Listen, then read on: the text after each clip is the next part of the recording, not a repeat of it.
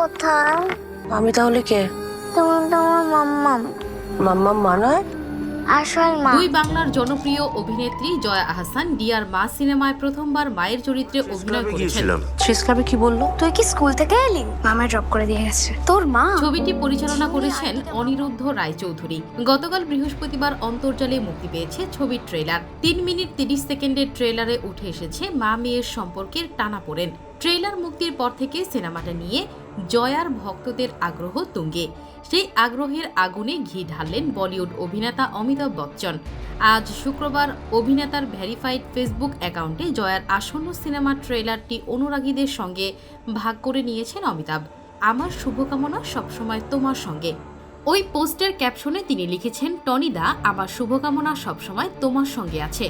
অমিতাভ বচ্চনের পোস্টটি নিজের ফেসবুকে শেয়ার করেছেন অভিনেত্রী জয়া আহসান। ওই পোস্টে তিনি লিখেছেন, শুক্রবার শুরু হলো একটুখানি হাসি দিয়ে। অমিতাভ বচ্চন ডিয়ার মা ছবির ট্রেলার শেয়ার করেছেন। অমিতাভ বচ্চন স্যার, আপনার আশীর্বাদের জন্য অসংখ্য ধন্যবাদ।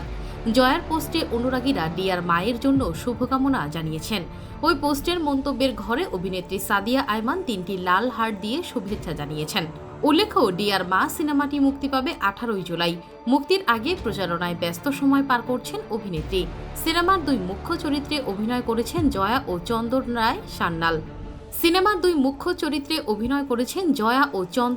সান্যাল।